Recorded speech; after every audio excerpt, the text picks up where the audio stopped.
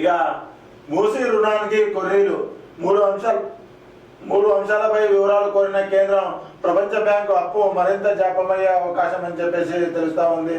ఇక మూసీని పునరుద్ధరించాలని చెప్పేసి కంకణం కట్టుకున్న సీఎం రేవంత్ రెడ్డి దాదాపుగా ఎన్నో అవంతరాలు వచ్చిన దాన్ని దాటుకొని పోతున్న పరిస్థితి అయితే మనం చూసాం.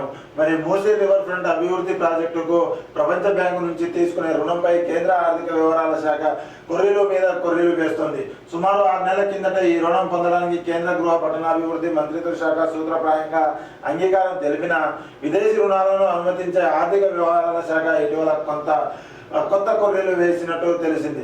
గతంలో ప్రపంచ బ్యాంకు రుణం కోసం సిఫార్సు చేయడానికి అంగీకరిస్తూనే సమగ్ర ప్రాజెక్ట్ నివేదిక డిపిఆర్ అందజేయాలని రుణం ఒప్పందం జరగడానికి ముందే డిపిఆర్ సాంకేతికంగా అనుమతి పొందాలని చెప్పేసి పేర్కొంది. అయితే మొత్తానికి నల్గొండ మూసీ పరివాహక ప్రాంతం ఏదైతే ఉందో నల్గొండ జిల్లా ఆ మూసీ నది దాదాపుగా ఇబ్బందులు పడుతున్నారు, తర్వాత అనారోగ్యాలకు గురవుతున్నారు అని చెప్పేసి మూసీ ఖచ్చితంగా ప్రక్షాళన చేయాలని చెప్పేసి సీఎం రేవంత్ రెడ్డి ప్రమాణ స్వీకారం చేసిన దగ్గర నుంచి దాదాపుగా మూసీ నది పైన దాదాపుగా ప్రణాళిక చేసినట్టు తెలుస్తుంది. కానీ దానికి ఆ మూసీ ప్రక్షాళన కోసం నిధులను సేకరించడంలో మాత్రం కొంత ఇబ్బందులు గురవుతున్నది. ఇక అంతర్జాతీయం నుంచి రుణాలు కావచ్చు, తర్వాత ఆర్బీఐ నుంచి రుణాలు కావచ్చు, వాటిలో మాత్రం ఒకదాని మీద ఒకటి కొర్రీలు పెడుతుంది అని చెప్పేసి చూడవచ్చు.